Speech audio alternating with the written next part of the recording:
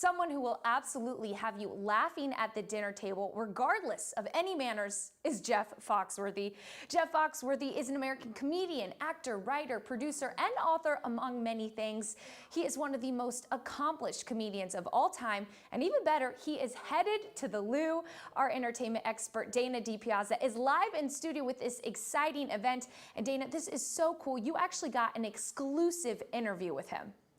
That's right, Mary. Jeff Foxworthy has so quickly become my new favorite celebrity. He's just so down to earth and naturally hilarious. We actually ended up chatting for quite a while, so I'll be sharing more of our interview as we get closer to the show. But Jeff will be joined on tour with the man that he calls his hero, Jay Leno. He told me it's such an honor to share the stage with him, so I'd love for you to check it out. Good morning and welcome to Show Me St. Louis. We are so excited to have you on the show. Oh, I'm honored to be had this morning. I mean, this is so cool for me. Just yesterday, we were in a children's museum here in St. Louis, and we had our lab coats on. We were in the science lab with some kids doing a summer camp, and I accidentally said live on TV, there's no chance I'm smarter than a fifth grader. And then here I am interviewing the Jeff Foxworthy. How cool is that? Well, I loved doing that show, and people will come up, in the grocery store or whatever and want to talk about it. And they always say, what was your favorite part of it? I said, the part where they handed me the card with the answers on it, because I wasn't Alex Trebek. I didn't know that stuff. No. I mean, I'm an idiot. So if I didn't have that card, it would have been the shortest show on television. I mean, you have done so many great things in your career. I just read something about you there, considering you to be one of the most respected comedians of all time, which that's a really cool and unique title, I think, to give a comedian. I like that a lot. When I was a kid, I was such a fan of comedy, and I would save my allowance and buy comedy records. But from a little kid from a small town, I didn't think it was a possibility. And I've been doing it 38 years now. I probably love it more now than when I started. So how lucky is that? How many people do a job for that long and they still love doing it? And then you get to go do shows with Leno, who helped me so much in the beginning. And like when I started out, all I wanted to do was be on Johnny Carson, and Jay made that happen. Jay went back and told Johnny about me and said, yeah, you need to have this kid on. He's funny. And, so that was probably one of the highlights of my career. And then to be able to go out and do shows with Jay now, you kind of go, wow, never saw this happening. So yeah, I'm one of the luckiest people that have ever lived. Oh, that's the coolest thing ever. And then too, you're so relatable. So you're just easygoing, and you just feel like someone who everyone wants to sit down and have a conversation with at the dinner table, because you've just kept that your whole career.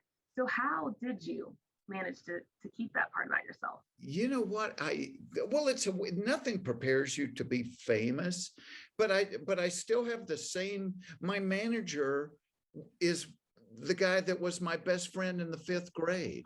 I still have the same friends that I grew up with. And so, they always keep you humble. They never let you take yourself very seriously. And we need to learn to laugh at ourselves.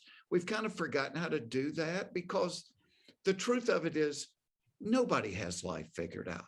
And I'm not naive enough to think that laughter makes people's struggle go away, but I do think laughter, it's like a release valve that keeps the boiler from exploding, and so just to be able to sit there and laugh and go, okay, whew, that was good. Now I can go back and deal with whatever I got to deal with. Right. That's the best feeling in the world. Yeah. You have to be able to sit there with all your friends or your family and enjoy that together too. Yes. Yeah, that shared laughter, it's inclusive.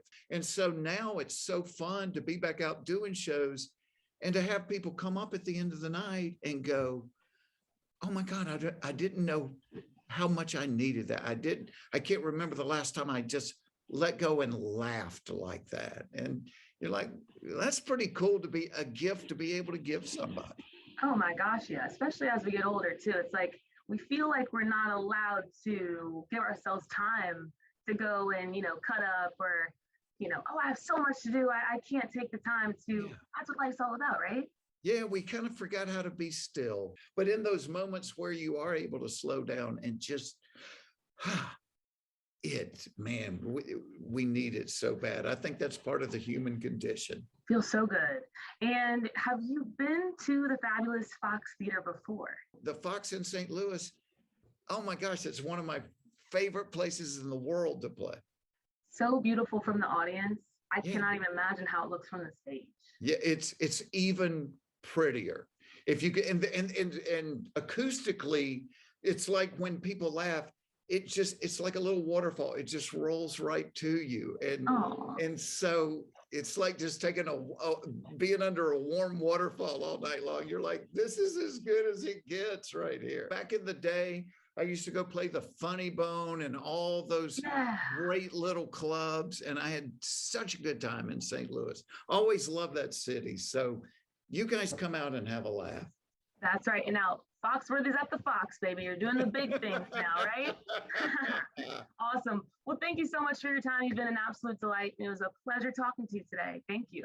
Thank you, Dana. You too. Man, he is just the coolest person ever. We talked for so long. We'll have to post all of those clips over on our socials. You can find that at Show Me St. Louis on just about any social media platform. But again, Jeff Foxworthy at the Fabulous Fox. Mary, I think you and I are going to have to go. Dana, Front row. I am obsessed with that interview. You were right. You said in your intro he was so down to earth. And he was, and when he talked about his manager being his best friend, I mean, what? Someone that's had an incredible career and just being so personable on camera for that interview, that was really cool. I do hope we could see more of that. Super cool. Asked me right off the bat where I was from, wanted to know about me, which just was nice. It is very nice. cool, guys. So we want to support him. Yes, yes, absolutely. I will absolutely be going to that because, man, he has me convinced. I always knew he was funny. I just didn't know he was that kind as well. Feels My so goodness. good. It does. It does. Thanks, Dana.